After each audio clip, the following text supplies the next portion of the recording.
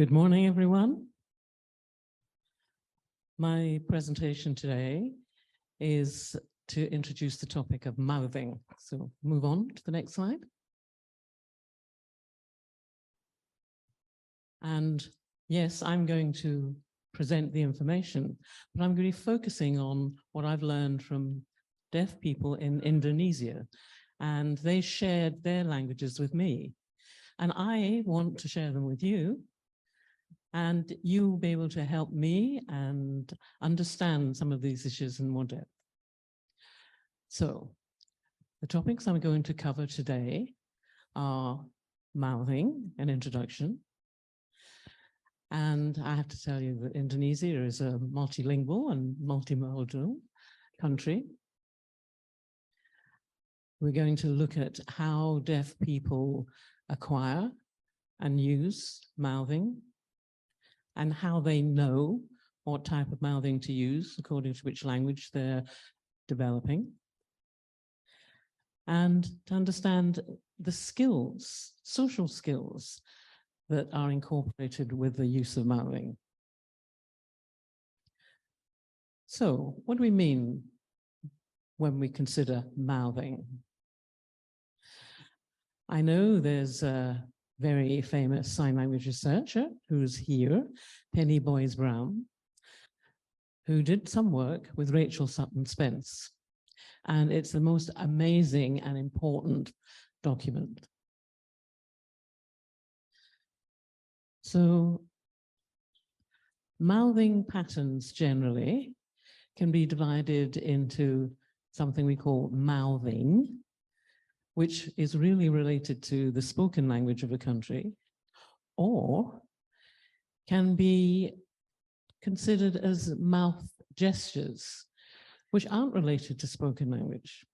So, for example, I grew up using British Sign Language, and I could use mouthing.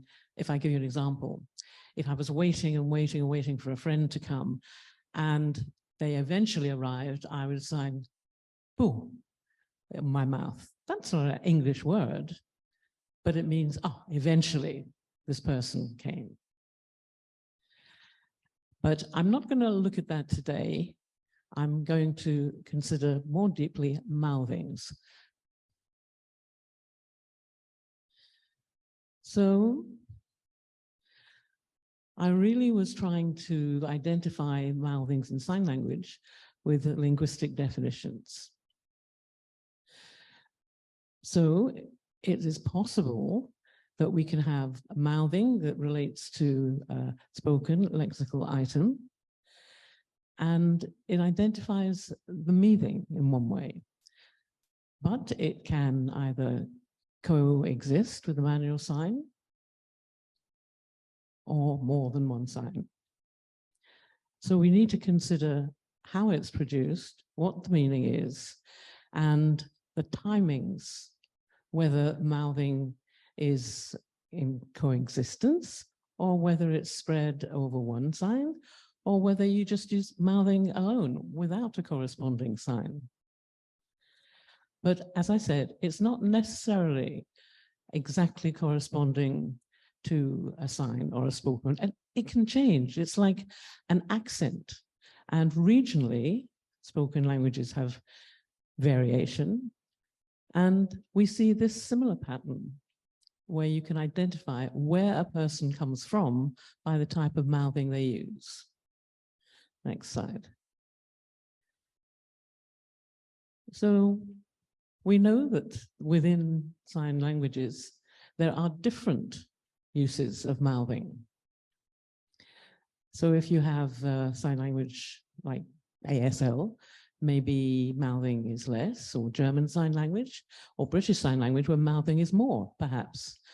But we've identified mouthings from 3 different corpora: Russian, Dutch, and Australian, Auslan.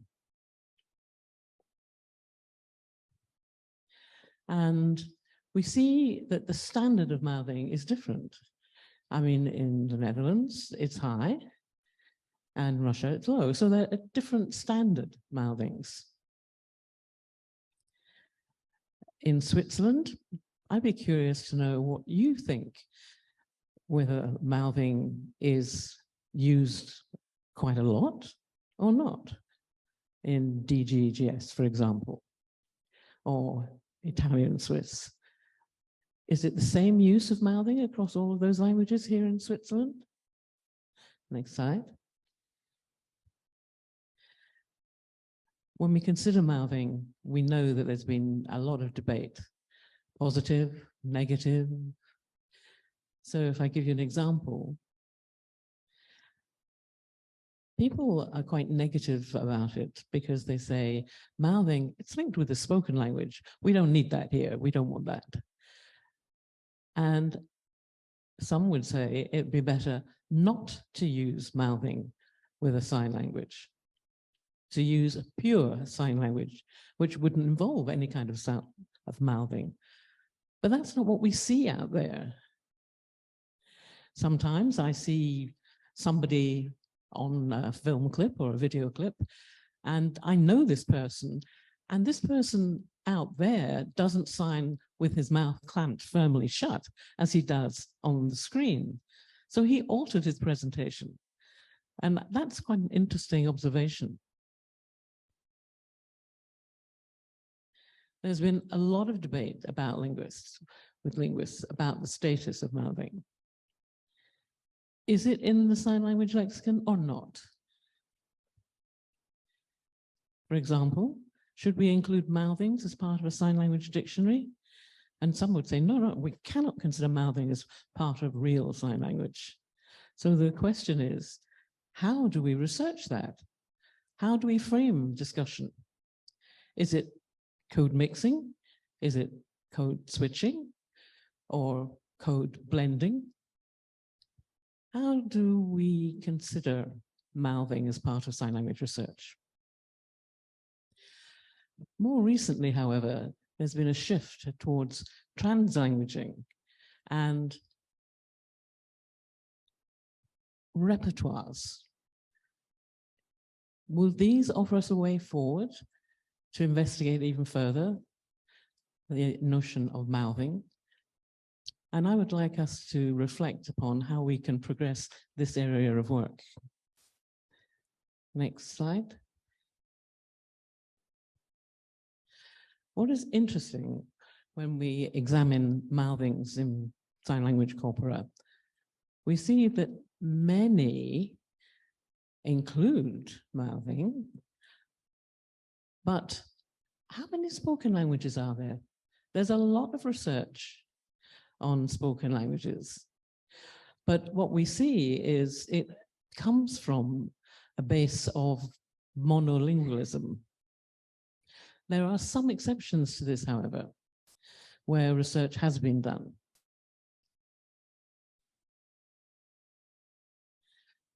For example, in Finland, there is a group of deaf people who use Finnish Swedish, and they are incorporating mouth patterns from both Finnish spoken and Swedish.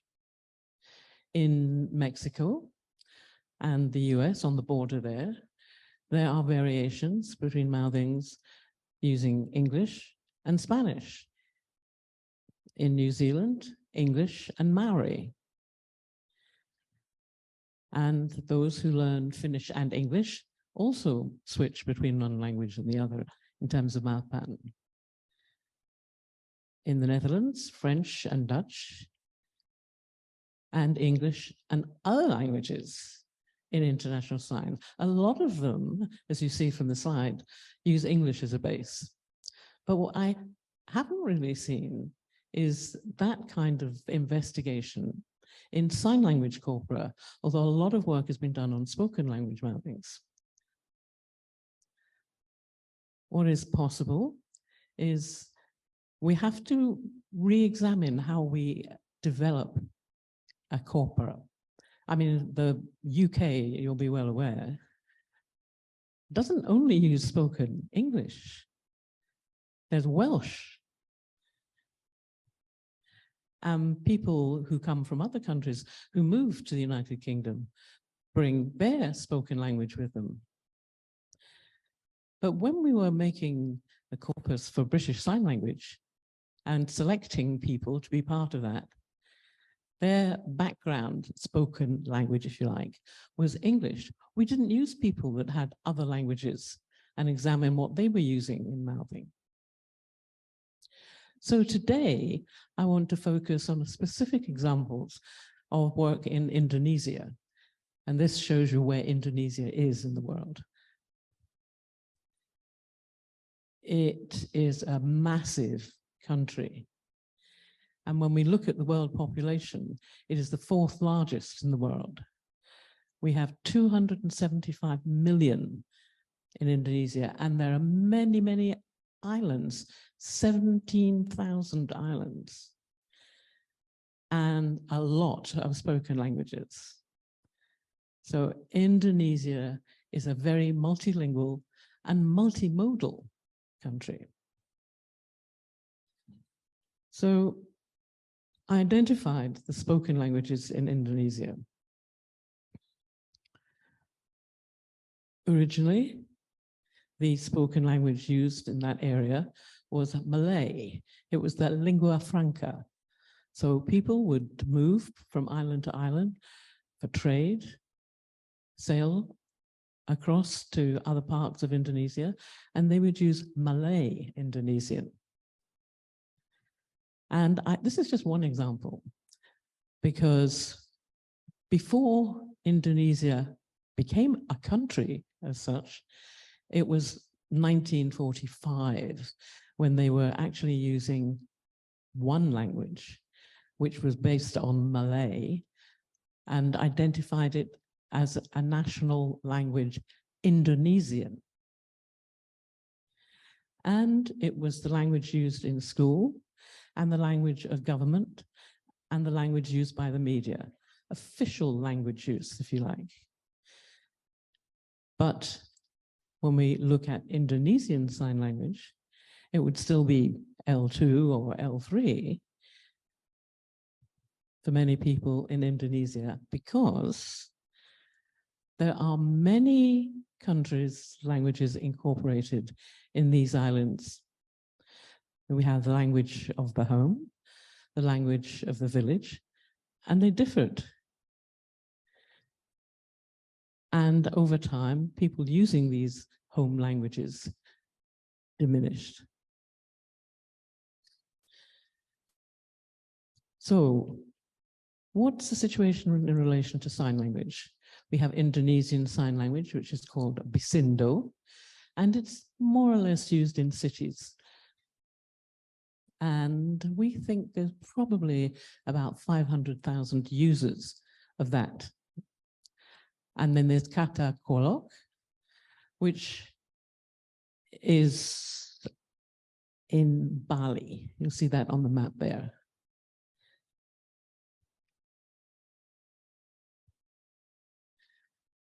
But it's only maybe 35 people are using that now as a village sign language, which was referred to, remember, yesterday by Erin. And we didn't identify signing, mouthings used in that sign language because there was no school there. They didn't have a school. But there may be other sign languages that haven't been documented across Indonesia. Next slide. So when we took on board the task of making the Bisindo corpus, there were 131 identified signers aged from 14 to 71. And we collected that information in 2010-11 and 2016-17.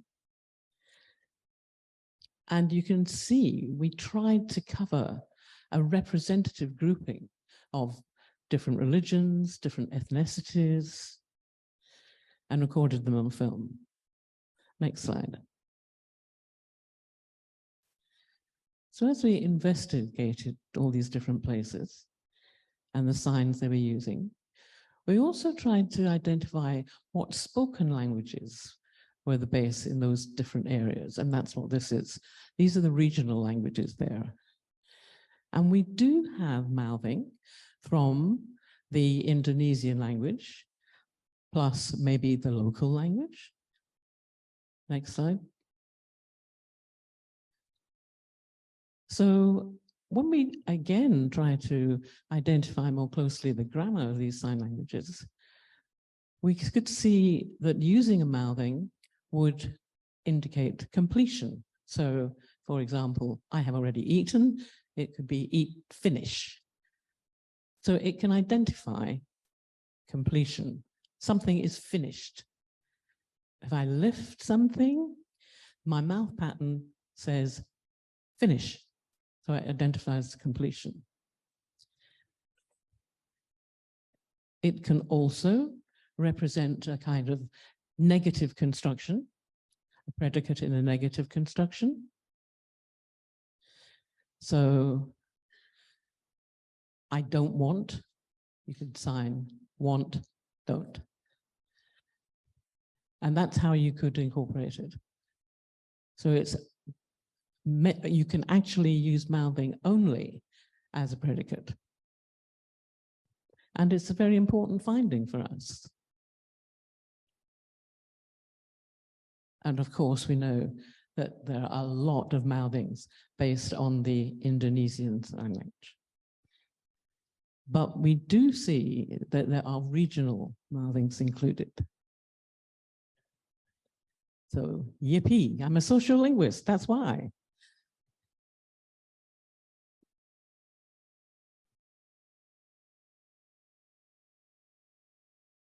So, as I've said, we have mostly mouthings based on the Indonesian spoken language, but we do see it in regional mouthing. And what we have found so far, when we are looking at the regional mouthings, me and my research team, we wanted to know which regional languages were showing mouthing as part of their sign language. So we identified Javanese, Makassari, Ambon Malay. Those three were the main ones. But it was a real challenge because I don't know many regional languages from Indonesia. And the team didn't know all of them either. They maybe knew another one or two. So it was very difficult to actually identify. And the challenges were so great because we didn't have wonderful lighting or a fancy studio. And of course, it's the way people communicate in sign language. They would turn their heads away and you wouldn't see the mouthing, so you didn't know if it was there or not.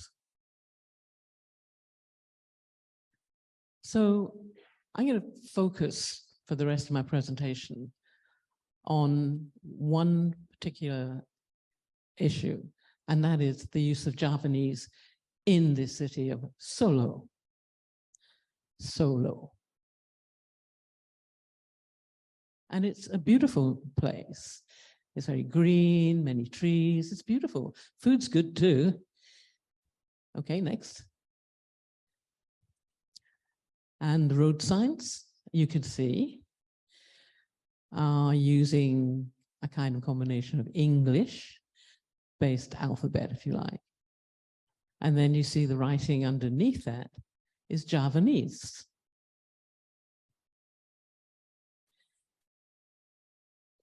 When I learned Indonesian languages, I was quite lucky because way back, Indonesia decided to use the Latin alphabet, so I could access it. If they all used that writing system on the bottom, I would have been absolutely staggered to try and learn it. So the city of Solo has two main centers of Javanese culture. It's one of two centers, and it's quite a upper class place. And it was a good place for me to film and collect data. Next. And Japanese is very interesting as a language. Why? Because it has two different levels of spoken language. So let me explain. The level of language used depends on the individual you're communicating with. So, for example, here we have Rudi Graf from Switzerland, who is a very experienced, older gentleman, older than me, and I have the greatest respect for him, for Rudi. And if I were to see him, I would be very inferior to his superiority. And if I asked him to give me the terms for 1, 2, 3, so remember, he's superior to me. But if he was communicating with me, I'm a very unimportant person, he would use the second level. He would say Satungal, Kalith, Tiga. And it's not that he was wrong. No, wait a minute, I've got this wrong. It's complicated. Let me get this right. He would use the second one, Siji Loru Telu. And if I were to speak back to him, I would use the first level because he's superior, and I would use the higher variety to demonstrate my respect for him. So it's like two different languages in terms of our interaction. So the levels are different.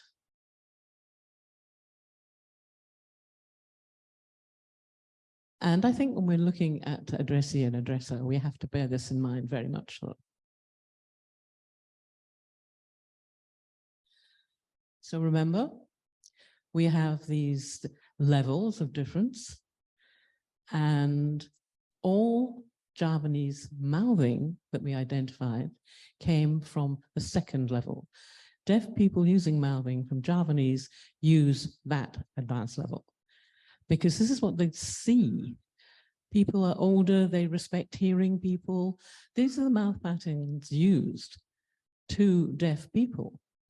So deaf people can't access the first level. And I identified 3 deaf people from Solo, or around Solo, and filmed them, explaining their experience of accessing language. The first person I want to talk about is Winani. She was born in the 1950s and attended a school just close by. They had a deaf school in Solo, and it opened in 1960 around. Next slide. And this is an example from the corpus. So Vinani is signing, and she uses 3 mouth patterns. See what language you think she's using. Which mouth? Okay, can you play the video clip?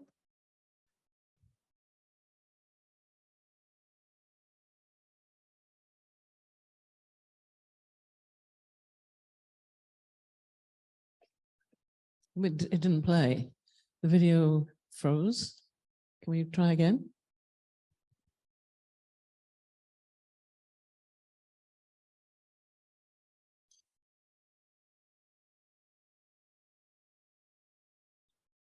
It's not available. It says here, not available.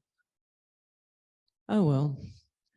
This morning I checked and it was working, but unfortunately, I'm sorry. Maybe we can show it later on. So next slide. So this is what Vinani actually produced in terms of mouthing. So she points and uses a mouth pattern empat, and then signs and the mouth pattern of volu. So it's 4 plus 8, a total of 12. So she's producing Indonesian, but using the local Javanese mouth pattern. So move on, next slide. So I was wondering why she was using those variations in her production of sign language. And when I went back and analyzed the numbers that people were using that I'd recorded,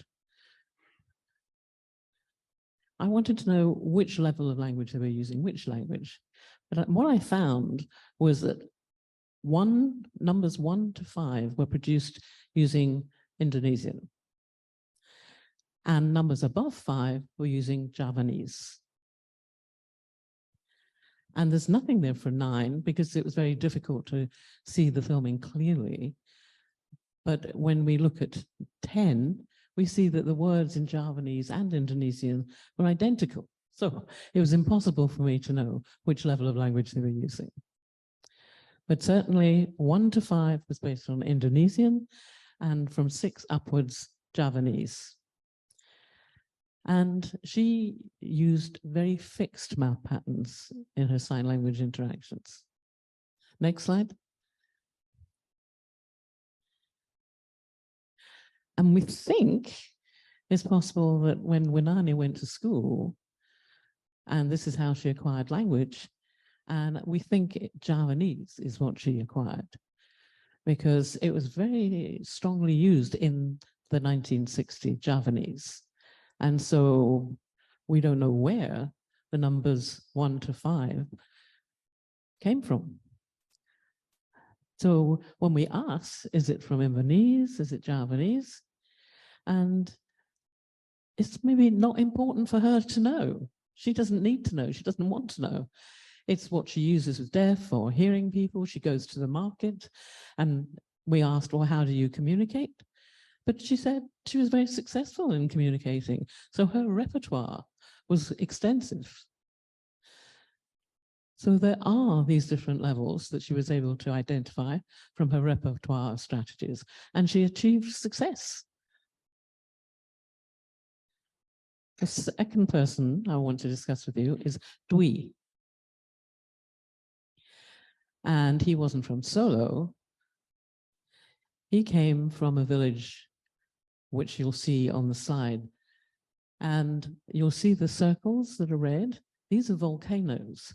And Dwi grew up in a village in the shadow of these volcanoes. And he grew up using or identifying with Javanese. And he went to a deaf school, an oral deaf school, near his home. And Dwi was sharing his experience of going to school and how he learned languages. Next slide.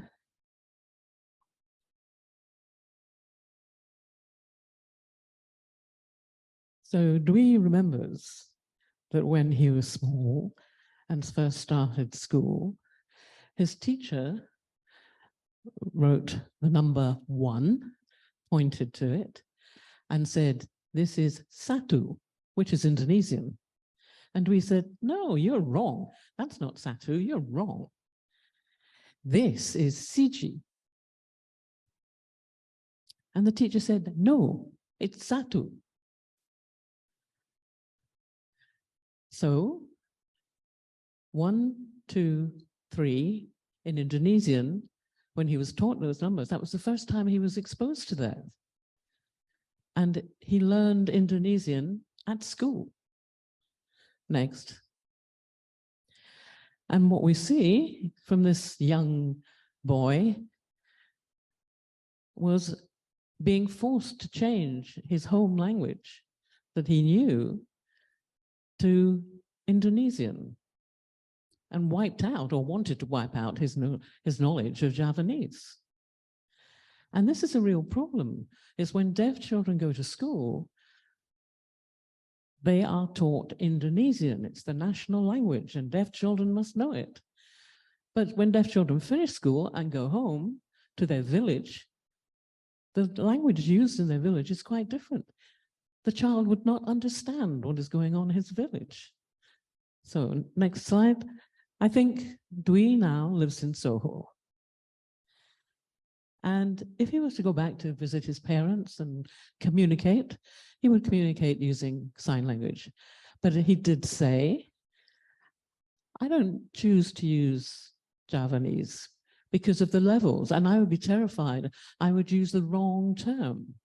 So I use Indonesian Sign Language with mouthing or whatever for communication within my family.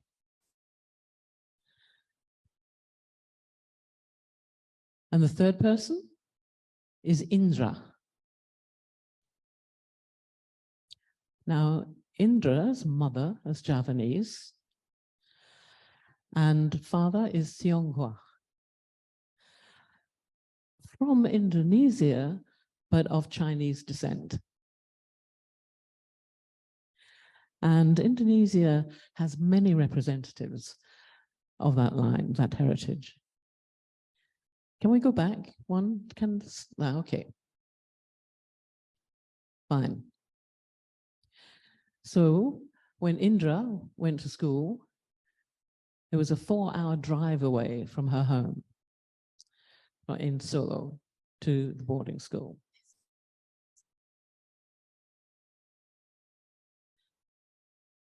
And the school taught English as well as Indonesian, but not Javanese. So there are many people from Java there, but they weren't taught Javanese. And I have a film clip. I hope we don't have the same problem, but let's try it. Let's see this, try and see the film clip.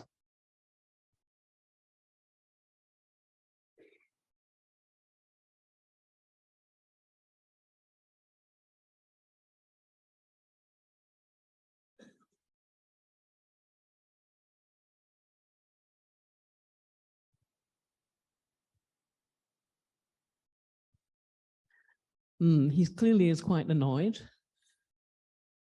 He describes how, having been taught at school, he's unable to use the language of his home when he returned home. So what did he do? He had to learn Javanese himself. Let's see what he says about that.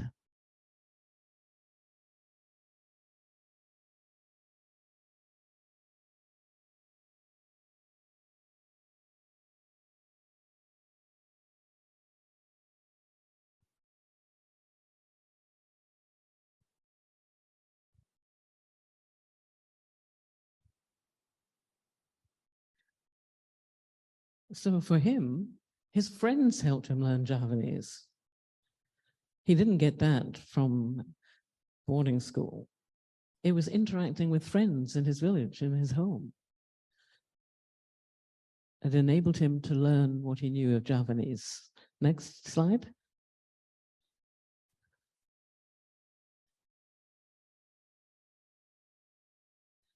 And also, what's interesting is how Indra was able to accommodate to engage in dialogue.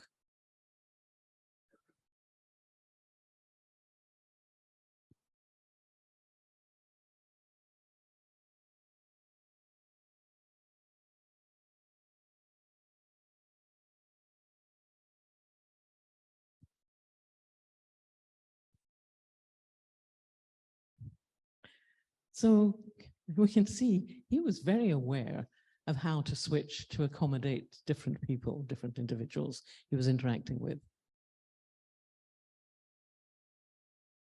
And he actually said that if the person was Tionghoa, Javanese of Chinese descent, can we go back?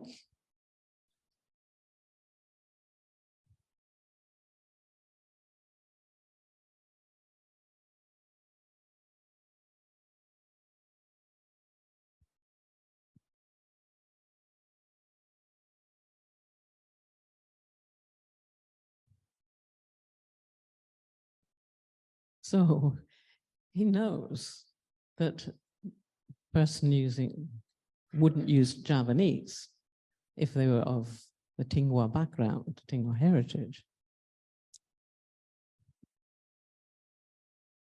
So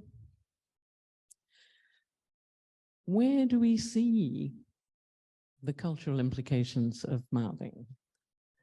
You'll see from the clip why he thinks it's important to understand Javanese.